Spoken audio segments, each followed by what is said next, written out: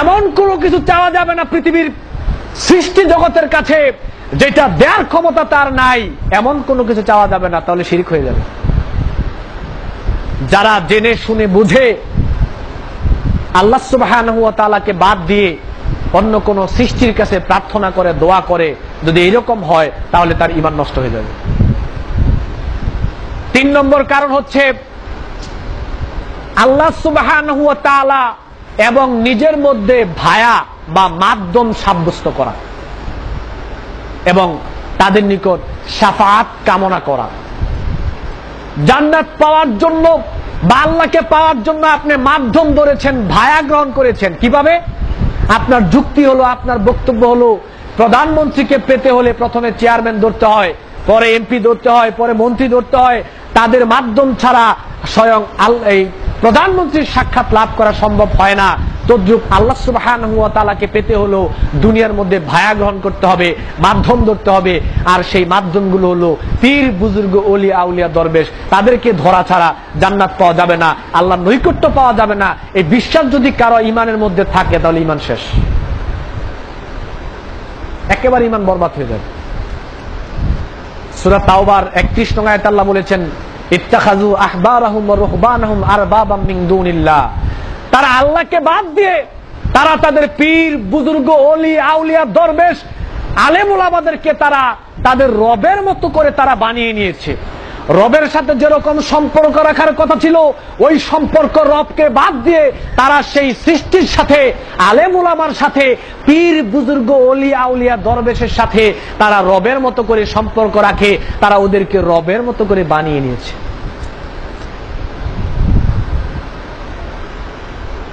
রবের মতো করে বানিয়ে নিয়েছে। সূরা তাওবার 28 নং আয়াতে আল্লাহ রাব্বুল আলামিন বলেছেন, মা না'বুদুহুম ইল্লা লিয়ুকাররিবুনা ইলাল্লাহি যুলফা।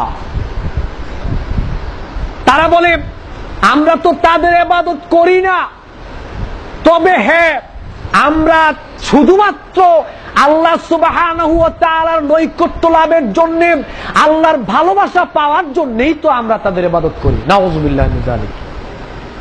আমরা পীর, বুজুর্গ, ওলিয়া, আউলিয়া, দরবেশ, আলেম ওলামাদের ইবাদত করি না, তবে হ্যাঁ আল্লাহকে পাওয়ার জন্য, আল্লাহর নৈকট্য পাওয়ার জন্যই তো তাদেরকে আমরা রবের মতো করে বানিয়ে নিয়েছি। ভায়া, মাধ্যম গ্রহণ করা। সূরা বাকারার 48 নং আয়াতে আল্লাহ বলেছেন, ওয়াত্তাকু ইয়াওমান লা তাজজি নাফসুন আন নাফসিন শাইআ ওয়ালা ইউকবালু মিনহা শাফাআতু ওয়ালা ইউখাযু মিনহা আদলু ওয়ালা হুম ইনসারুন। আল্লাহ রাব্বুল আলামিন বলেছেন, সেই দিনটাকে ভয় করো যেই দিন কোন মানুষ আরেকটা মানুষের উপকারে আসবে না, কাজে আসবে না, কারো পক্ষে সুপারিশ কবুল করা হবে না, কোনো ভায়া গ্রহণ করা হবে না, কোনো মাধ্যম গ্রহণ করা হবে না, কারো কাছ থেকে কোনো সহযোগিতাও নেওয়া হবে না। আল্লাহ সুবহানাহু ওয়া তাআলা ছাড়া পরকালে তোমার জন্য কোনো সাহায্যকারীও থাকবে না। সেই দিনটাকে ভয় করার কথা আল্লাহ বলেছেন। ভায়া তো পরকালে টিকবে না, মাধ্যমও পরকালে টিকবে না। বুখারী শরীফের হাদিসে আসছে, আল্লাহ রাসূল সাল্লাল্লাহু আলাইহি সাল্লাম বলেছেন, ওয়ালামু আন্নাহু লা ইয়ানজু আহাদুম মিনকুম বিআমালিহি। তোমরা জেনে রাখো পরকালে কোন মানুষ তার আমলের দ্বারা সে মুক্তি পাবে না। সাহাবায়ে কেরাম জিজ্ঞেস করলো, ইয়া রাসূলুল্লাহ ওয়ালা আনতা, আপনিও না? আল্লাহর নবী বললেন যে ওয়ালা আনা, আমিও না, ইল্লা আইয়াতা গাম্মাদান ইয়াল্লাহ বিরহমাতিন মিনহু ওয়া ফাদলিন। পরকালে আমি নবীও আমলের দ্বারা মুক্তি পাবো না, একমাত্র শুধুমাত্র আল্লাহ সুবহানাহু ওয়া তাআলার রহমত ছাড়া, আল্লাহর অনুগ্রহ ছাড়া পরকালে আমি নবীও মুক্তি পাবো না। আল্লাহ রাসূল সম্পর্কে আল্লাহ নিজে এই কথা নবীকে জানিয়ে দিয়েছেন, আর রাসূল সবাইকে এই কথা জানিয়ে দিয়েছেন যে আল্লাহর অনুগ্রহ ছাড়া, আল্লাহর দয়া ছাড়া পরকালে আমি নবীও মুক্তি পাবো না। সহিহ মুসলিম শরীফে এসেছে, রাসূল সাল্লাল্লাহু আলাইহি সাল্লাম বলেন, ফাতেমাকে ডেকে বলেন, ইয়া ফাতেমা ইনকিজি নাফসাকি মিনান নার ফা ইন্নী লা আমলিকু লাকুম মিনাল্লাহি শাইআ। ফাতেমা ছিল রাসূল সাল্লাল্লাহু আলাইহি ওয়াসাল্লামের অত্যন্ত আদরের কন্যা। রাসূল সাল্লাল্লাহু আলাইহি ওয়াসাল্লাম আদরের কন্যাকে ডেকে বলল, হে ফাতেমা, তুমি তোমার নিজের প্রচেষ্টা দিয়ে আল্লাহ সুবহানাহু ওয়া তাআলার ভালোবাসা, আল্লাহ সুবহানাহু ওয়া তাআলার সন্তুষ্টি অর্জন করার মাধ্যমে তুমি পরকালে বাঁচার চেষ্টা করো। আমি পিতা হিসেবে পরকালে তোমার কোনো উপকারী আসবো না।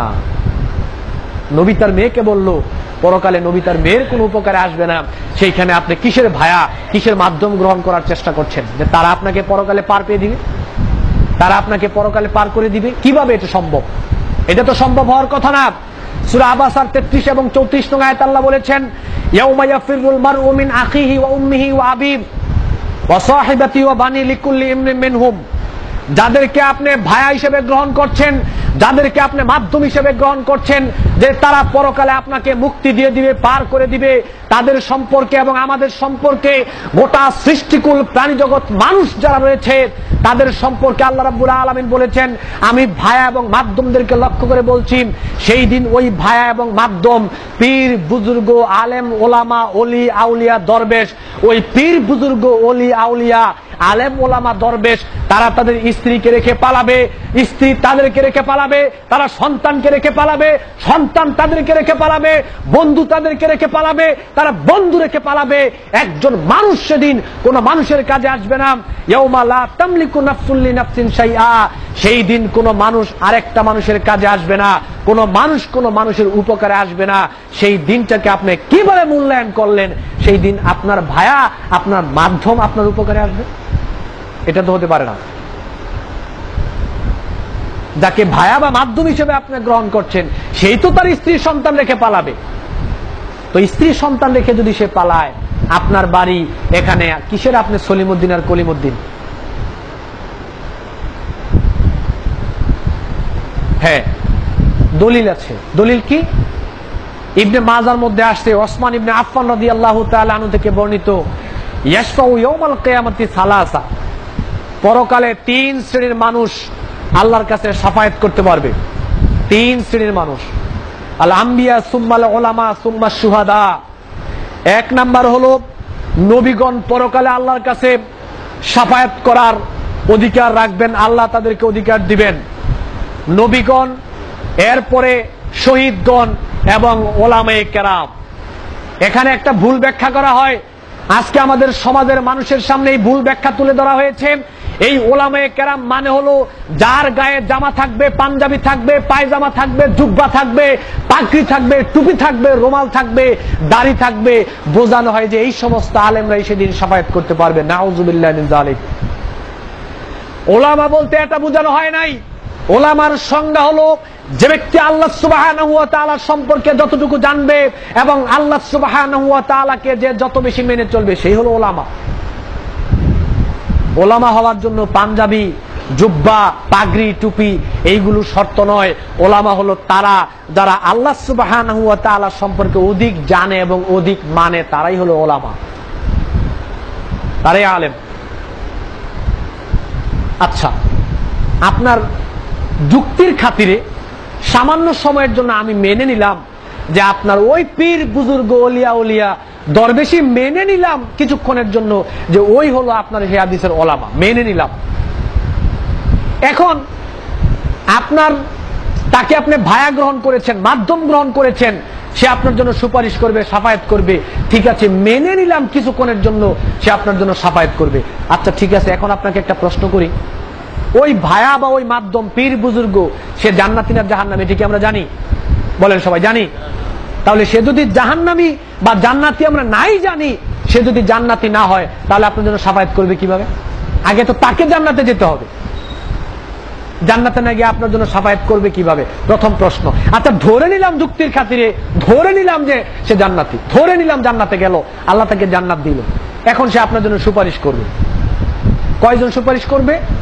সর্বোচ্চ 70 জন। তিরমিজি শরীফের মধ্যে আসছে, একজন শহীদ ওই শাফাউ ফি 70 মিন আকারিবিহি, তার নিকটবর্তী আত্মীয় স্বজনের মধ্য থেকে 70 জন মানুষকে, জাহান্নামী ঈমানওয়ালা 70 জন মানুষকে সে সুপারিশ করে জান্নাতে নিতে পারবে, আল্লাহ থেকে এই ক্ষমতা দিবেন, সর্বোচ্চ 70 জন। তাও আপনার ইচ্ছা না, আপনি যাকে খুশি তার জন্য সুপারিশ করবেন না, আল্লাহ বাছাই করে দিবে তার জন্য সুপারিশ কর, আপনি তার জন্য করবেন। আয়াতুল কুরসির শেষ আয়াতে বলা হয়েছে কি? মানজাল্লাযী ইয়াশফাউ ইনদাহু ইল্লা বিইজনিহি, আল্লাহর অনুমতি ছাড়া কেউ সুপারিশ করতে পারবে না। আল্লাহর অনুমতি ব্যতীত সেদিন নবীও সুপারিশ করতে পারবে না। পীর বুজুর্গ তো মিয়া ভালোই, আল্লাহর অনুমতি সাপেক্ষে এবং আল্লাহ বাছাই করে দিবেন আপনি কার কার জন্য সুপারিশ করবেন। যদি জান্নাতে যান, সর্বোচ্চ 70 জন মানুষের জন্য একজন শহীদ সুপারিশ করতে পারবে, এবং শহীদের মর্যাদা আল্লাহ রাব্বুল আলামিন অনেক দিয়েছেন। আচ্ছা, এখন ছোট্ট করে একটা প্রশ্ন করি। আপনার পীর বুজুর্গ, আলেম ওলামা, দরবেশ, ওলিয়া উলিয়া যাদেরকে আপনি ভায়া হিসেবে গ্রহণ করেছেন, ধরে নিলাম যুক্তির খাতিরে সেই ওলামা সেই জান্নাতে আল্লাহ তাকে জান্নাত দিলেন, এখন সে আপনার জন্য সুপারিশ করবে, সে সুপারিশ করতে পারবে সর্বোচ্চ 70 জনের। ছোট্ট করে একটা প্রশ্ন করি, মুরিদ কয় হাজার? সুপারিশ করতে পারবে সর্বোচ্চ 70 জনের জন্য, কিন্তু মুরিদ তো হাজার হাজার। এখন কি আবার মারামারি লাগবে না? বিবেকে নেন, আপনি সেই 70 জনের ভিতরে পড়বেন কিনা খেয়াল করেন তো। সুপারিশ করবে 70 জনের জন্য, যদি যায় আল্লাহর অনুমতি সাপেক্ষে, আল্লাহ বাছাই করে দিবেন। এখন মুরিদ তো হাজার হাজার, সে 70 জনের জন্য সুপারিশ করবে কিভাবে? তা আমি বলি, এগুলো তো সব বোঝানোর জন্য বলছি। আমি বলি যে টাকা যারা বেশি দিবে সুপারিশ তাদের জন্যই করা হবে, কারণ এটা ব্যবসা, টাকার ব্যবসা। যারা বেশি টাকা দিবে সুপারিশ তাদের জন্য করা হবে, এটাই মূলত বোঝা হয়। নাউযুবিল্লাহি মিন যালিক। আল্লাহ সুবহানাহু ওয়া তাআলা এবং বান্দার মাঝখানে কোনো ভায়া বা মাধ্যম চলবে না। আল্লাহ রাব্বুল আলামিনকে পেতে হলে স্বয়ং আপনার নিজের প্রচেষ্টার মাধ্যমেই আল্লাহকে পাওয়ার চেষ্টা করতে হবে। মাঝখানে কোনো মাধ্যম বা কোনো ভায়া যদি আপনি গ্রহণ করার চিন্তা ভাবনা করেন, আপনাকে বোঝানোর পরেও যদি চিন্তা ভাবনা আপনার মনে থাকে, আপনার কালেমা টিকবে না, আপনার ঈমান নষ্ট হয়ে যাবে। ঈমান টিকবে না, ঈমান নষ্ট হয়ে যাবে। এরপরে আল্লাহ সুবহানাহু ওয়া তাআলাকে বাদ দিয়ে কোন সৃষ্টিকে যদি ইবাদতের নিয়তে আপনি সিজদা করেন বুঝে শুনে, তাহলে আপনার ঈমান চলে যাবে। সূরা হজ্জের ৭৭ নং আয়াতে আল্লাহ বলেছেন, ইয়া আইয়ুহাল্লাযীনা আমানু রুকউ ওয়াসজুদু ওয়া'বুদু রাব্বাকুম। হে ঈমানদার সমাজ, তোমরা একনিষ্ঠভাবে আল্লাহ সুবহানাহু ওয়া তাআলাকে রুকু করো, আল্লাহ সুবহানাহু ওয়া তাআলাকে তোমরা সিজদা করো একনিষ্ঠভাবে।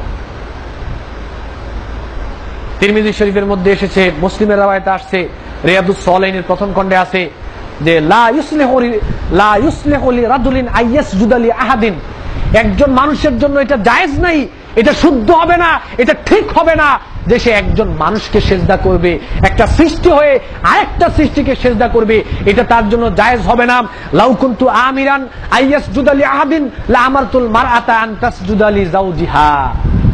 আমি যদি বলতাম, আল্লাহ নবী বলেন, আমি যদি বলতাম কোন মানুষ আরেকটা মানুষকে সিজদা করো, তাহলে আমি স্ত্রীকে বলতাম তুমি তোমার স্বামীকে সিজদা করো, কিন্তু সিজদা করা জায়েজ নাই। এজন্য ঈমান আনার পরে যদি কেউ মাজার, দরবার শরীফ, ওলিয়া আউলিয়া বা যে কোনো সৃষ্টিকে ইবাদতের নিয়তে যদি কেউ সিজদা করে, তাহলে তার ঈমান চলে যাবে, ঈমান টিকবে না।